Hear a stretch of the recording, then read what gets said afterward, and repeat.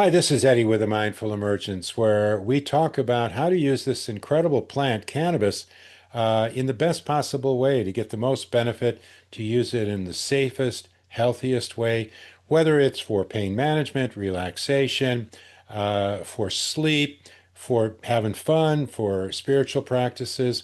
And I want to talk about the benefits of combining strains. So, I think you all know what a strain is. You go to a particular dispensary or wherever you access your medicine, and you have your own favorites. I was on a comment earlier responding, and one of the gentlemen said that his favorite was Durban Poison. And I jumped right on there. It's like, yeah, Durban Poison, man, I love that. So it might be that one. It could be Green Crack. It could be Jack Herrera. Could be Super Lemon Haze. You can tell I'm a sativa guy, right? Because those are all energizing kinds of strains.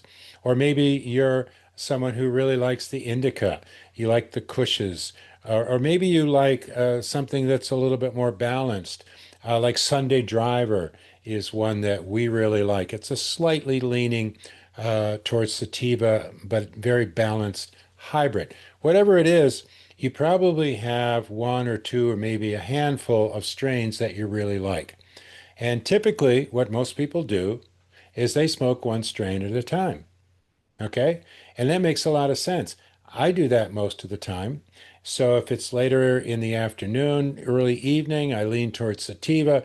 But if I want to take a bump, later in the evening, I lean towards an indica kind of strain that's more relaxing. But one thing that I do from time to time is I combine a bunch of strains. I first got wind of the entourage effect by combining strains when I learned about how to use cannabis as a psychedelic about 3 years or so ago from a friend of mine named Dave, who was trained in this. And he runs these groups called, I think they're called Conscious Cannabis Connection here in the Asheville area. And what he does is he has a whole protocol he takes you through with breathing practices, body scan. There's music from this guy who plays gongs, who's phenomenal. But what he does is he takes, I'm not exaggerating, 8, 9, 10, 11 different strains of cannabis and blends them together. He'll take strains that are on this very strong sativa end of the spectrum and then take a bunch of strains going all the way to the very strong indica. So let's talk about what happens.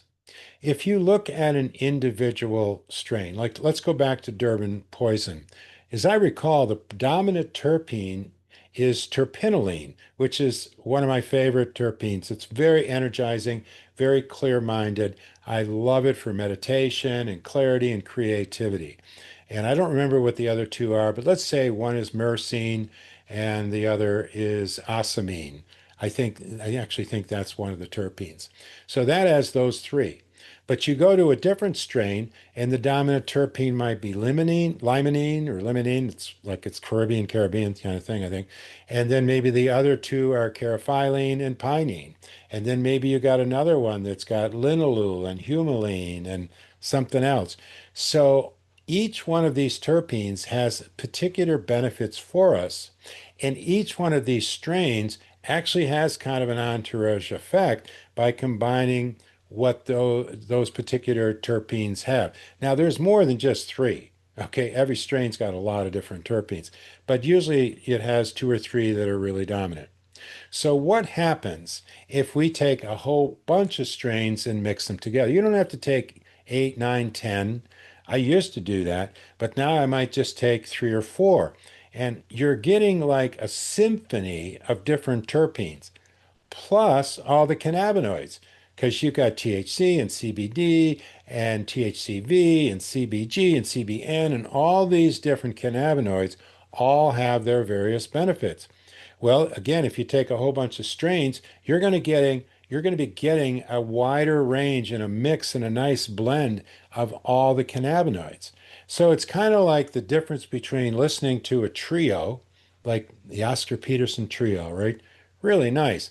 But what if you take a full-on orchestra, Duke Ellington, right? Or a large symphony orchestra. It's a fuller sound. You're getting more out of what you're smoking. Now, if you're going to grind up all these different strains, that can get tricky because in another video I did about tips on how to grind flour, I pointed out that you don't want to be pre-grinding a lot. So if you are grinding up a bunch of stuff like that, you should look into a storage container that's vacuum sealed so that the terpenes and all the benefits, all the goodies, don't degrade while they're sort of sitting in storage all ground up.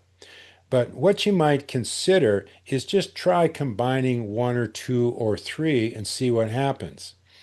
And in fact, one of the things I do is if I smoke twice in a day, which is fairly often, I might smoke late in the afternoon, and then maybe I take a little bump around 7 or 8 o'clock. If I smoked one particular strain earlier in the day, then I'll choose a different strain later. And what happens is, again, I'm getting more of the benefits of the various terpenes and cannabinoids. Plus, what I understand to be true is that if you're smoking different strains like that, you're less likely to build up tolerance to what you're smoking. It's probably not a good idea to be smoking the same thing all the time. All right. Now, I understand some of you are growers, and growing is amazing. In fact, I think growing your own flower is the ideal situation. Okay? You have 100% control, farm to table, baby, and you don't have to worry about anything because you're managing the farm. Okay. But the thing is that most people can't be growing a whole bunch. So that could get tricky if you're strictly relying on what you're growing. But so you need to weigh all this. All right.